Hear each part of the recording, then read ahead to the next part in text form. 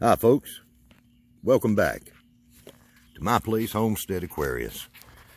And welcome back to my container garden.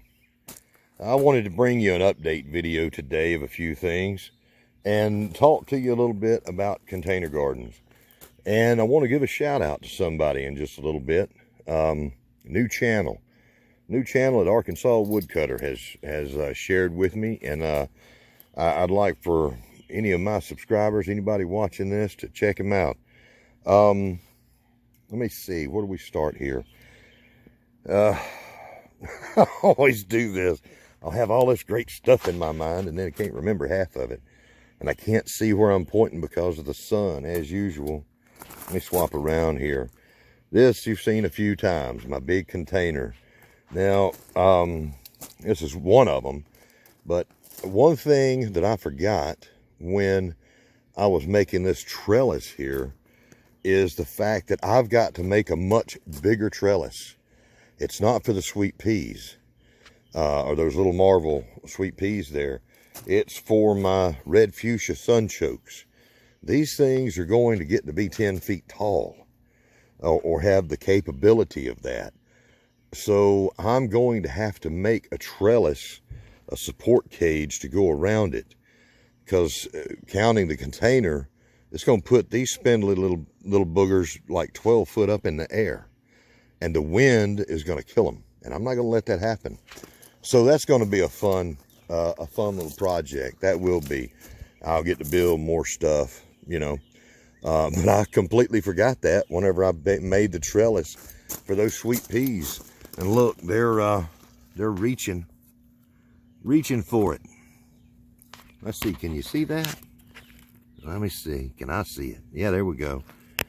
They're finding their way up the trellis now, and they'll have a new one. I've got to get that done pretty quick. Here's my strawberries. Now you notice, this is not a strawberry leaf. Let me get you in the shot. These are the wild violets that we've got that I love so much. They grow all interplanted, you know, the wild things with my strawberries, and I love their purple blooms. That's the first thing. Dandelions come out first, and or these little violets, I don't know, it's all about the same time, but they're wonderful. Strawberries, sweet peas, and sunchokes right there in one big container.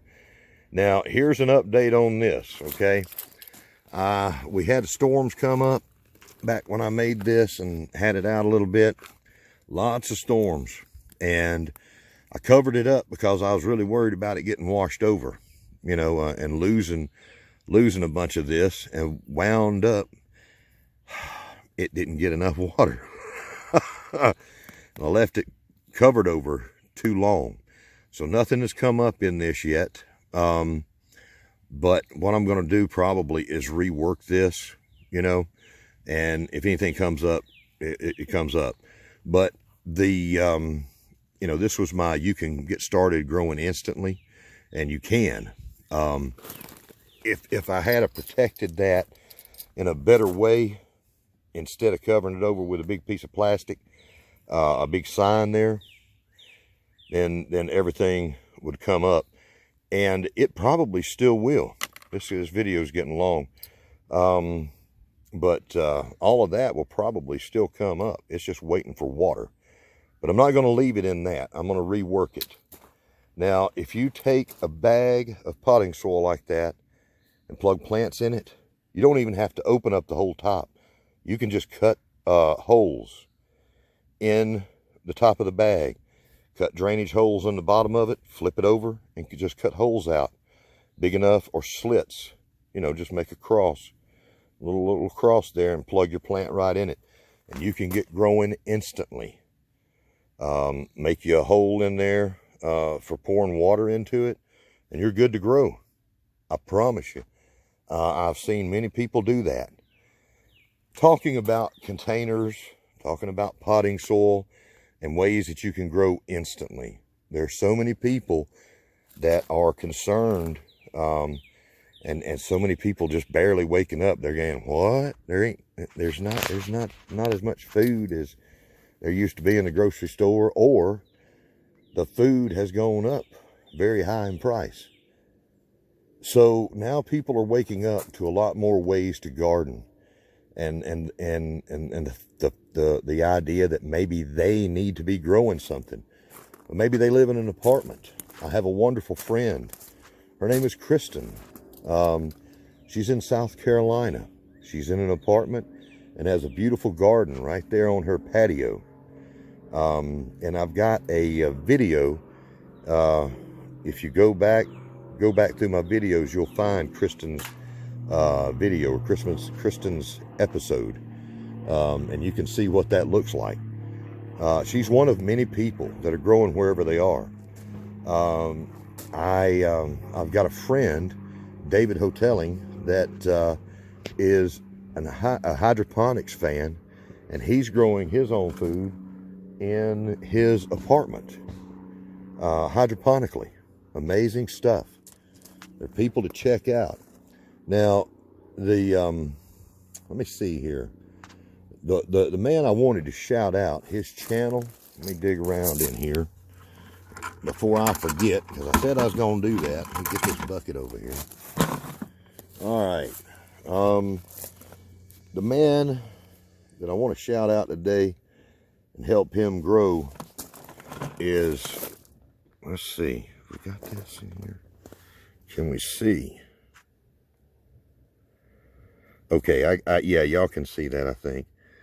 His name is, the name of his channel is Micro Farmer, okay? This man is helping folks all over the world to realize that they can grow their own food in their backyard, in whatever, you know, kind of small property situation that they have. And that's where an awful lot of people are. We got most of our people in the world are in an apartment of some kind, a tiny little apartment situation, or not even that. Maybe they've just got one room of an apartment.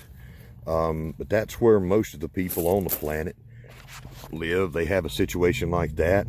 And then a few less than that are fortunate to have some type of property. Maybe it's an acre, maybe it's a half or a quarter acre. And he's showing what you can do with some suburban areas. Like me, you know, my little place is a half an acre. The message that he's bringing out is very much like mine.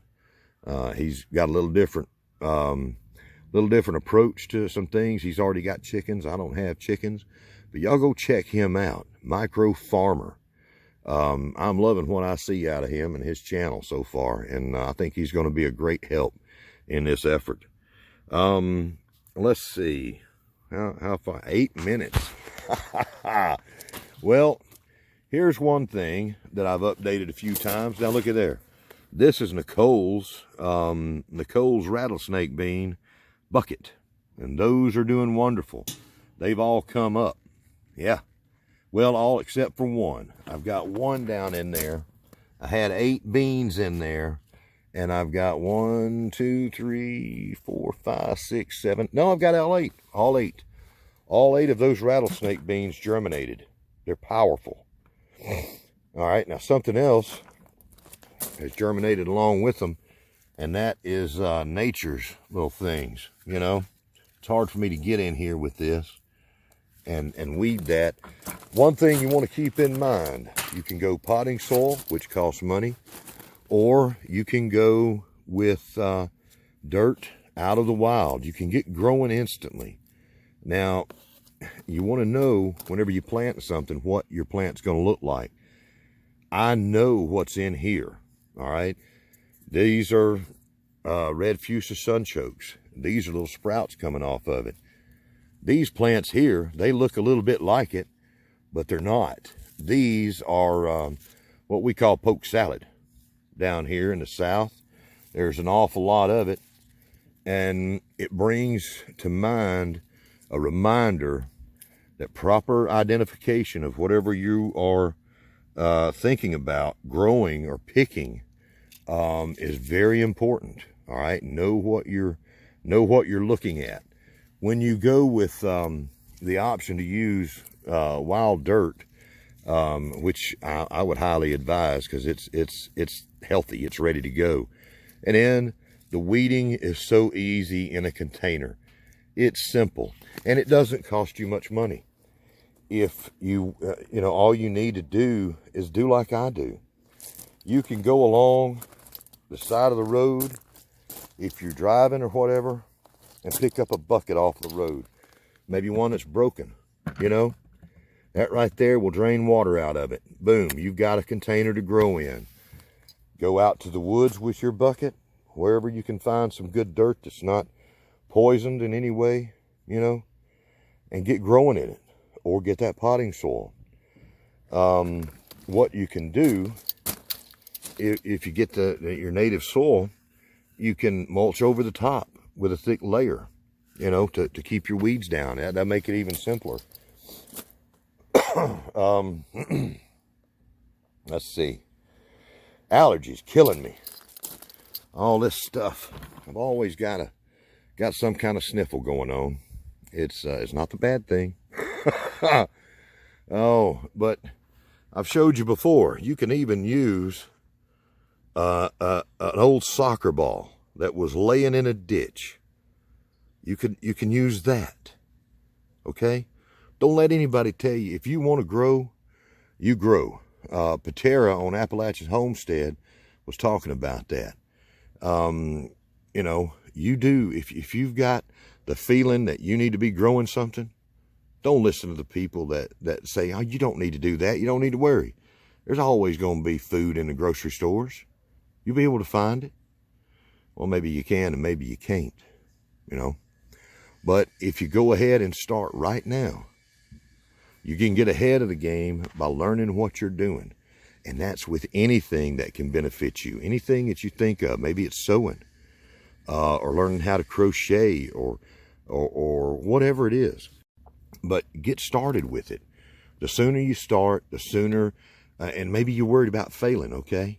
Well, the sooner and the more often that you fail, you learn what doesn't work. And when you also have those successes, you learn what does. You learn from both things. Now, this is an example of some of the things that I use as containers, okay? I've shown you that you can use a laundry bag. That's a laundry bag, right? I'm growing in that. Man, these things ain't gonna leave, this coughing fit ain't gonna leave me alone. Okay, but I pick up many containers off the side of the road. This pretty red one, this pretty red one is one I bought at a local co-op. All right, I thought that would be a great one to start off my Arkansas Woodcutter Traveler tomato that I bought. It's just an Arkansas Traveler, but I'm calling it the Woodcutter tomato. We'll see how it does. I've got another one over here that I need to get growing too. And here is, don't you see this? This is my pepper that I'm growing with Will It Grow. He gave me some wonderful pruning tips, and I've done that. And look, it's coming on out. It is popping new growth at every place there was a leaf. And I have retrained these, took their heads off, and they're growing, doing quite well. Let's see, I've got a little comfrey I've got to find another place for. And I've got Jerusalem artichokes all over the place. That's going to be good. That pot I saved from somebody's garbage. That right there, this container is a box of screws. Okay, came in that whenever I started building a house a long time ago. And then these are both found items here. Well, actually, this was a pot that I got in a share, I think. And this is one that I found, a little bucket that I found. It doesn't cost much at all. And look, I've got blossoms here. Blossoms on my tomato. But, yeah. Now, one of the things I wanted to work in here, and I'm lucky I haven't forgotten it, when you're doing your container gardens, all right, make sure that you consider what you are growing in, all right? Now, a milk jug or a tea jug like this, all right, this is okay. You can grow for a little while in this because of the plastic that it's made out of. But I would suggest anything like this be kept out of the sun. The sun's going to break it down fast. These become brittle with just a little bit out in the sun. I do not recommend that for being in the sun. It's going to fall apart. And as it's doing that, it's going to be leaching what it's made of into your food. Okay? You don't want that. Now these sports drink bottles, I'm sure you recognize the shape of that and know what it is. That plastic there, that's food grade. Buckets, most all buckets are food grade. Most things are going to be, but do be sure that you check it out. Drink bottles, 2-liter drink bottles, any kind of drink bottle that's got that clear plastic. One way that you can help the environment is save some of those from being, thrown away. Recycle them into container gardens of any size. You can grow fresh herbs in one that size. You can grow other things in the bigger ones, in the 2 or 3 liter bottles. But do be sure that you know what type of plastic you're dealing with. Now, the buckets, they will break down in the sun too. They are food grade, but the sun and the cold and that kind of thing, they will take their toll on that. This type of plastic, this will be here long after me and anybody watching this video, and our children's and our children's children's for many generations. This will still look the same. This lid will not. This lid will be broken and brittle in just a few years. That jug there, that'll be broken and brittle in just a couple of months in the sun and the environment. We don't want that. If it's cloudy looking plastic, that's general indication that you really don't want to use that. If it's clear, it's good. I started out with one experiment that we could say, well, it failed if we called it an experiment. It's really not. It's just showing you. I was showing you in that video how you can get started growing instantly. And I'll tell you, you can. It's very easy. Now I want to bring you to this one here, okay? What you're seeing right there, this is something that I found at a friend of mine's yard sale.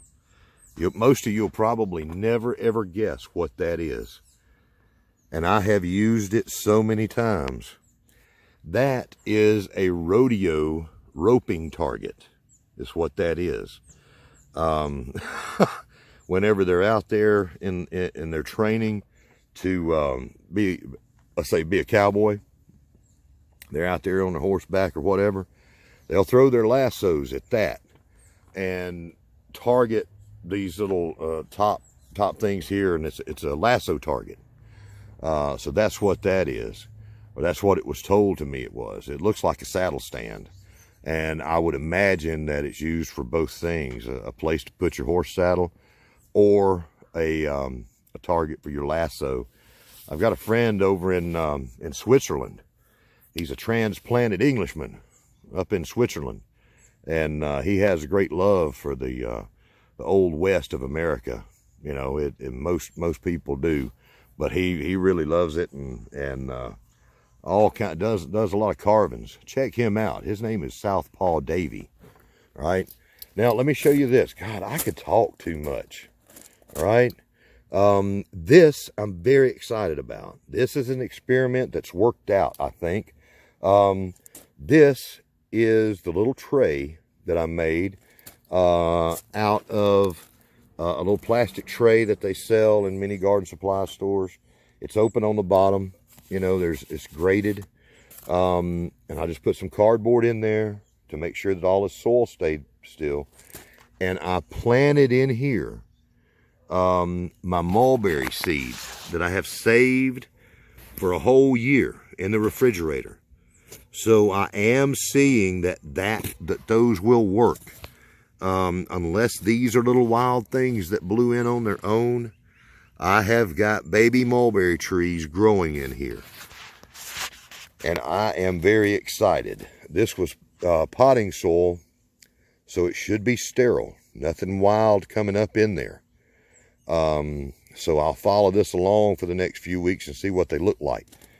That's excitement to me, because now I know that I can share those out and people can duplicate these results. But that's what it looks like right now. I wanted to share that. What else about containers? The one thing that you, well, let's see, dadgummit, it's 21 minutes. There's one thing right there. You see that little black right there? Yes, that tomato is still in that little dang garden pot. I got it planted. I just put it in there and covered it up because I had to get that video out, right? And I forgot to take it out of there and replant it. Little things that go on behind the scenes. So I'm probably going to have to cut that one away from it. And I may wind up losing that little pot.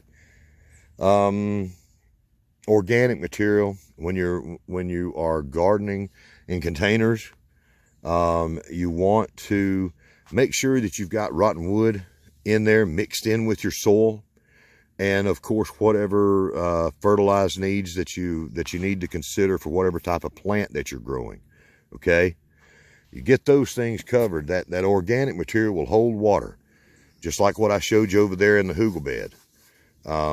If you use that, rotten wood most of the time is free. You can find that in the woods. Just don't use pressure treated material of any kind. All right, or you'll be eating what makes it pressure treated. You'll be eating those insecticides and fungicides. So be careful with what you're doing out there. If you do that, and you pick up things off the side of the road even, get started with just dirt from, wherever it's got some good, safe dirt away from society's, trash and poison. You can grow your own food wherever you are. And remember, micro farmer. Everybody, if you're watching this video, go check that man out. Show him some love. He's got a brand new YouTube channel. I like him, and I think that you're going to like what you see too. That's Micro Farmer. I'll leave a link below in the first pinned comment. So I will see you later. I'm about to make one now that you'll see at a later time, maybe tomorrow, on what's in my gardening bag. Let's get in here and see what's in that thing. Hey, I'll see you tomorrow. From Homestead Aquarius, I thank you for putting up with this very long video now.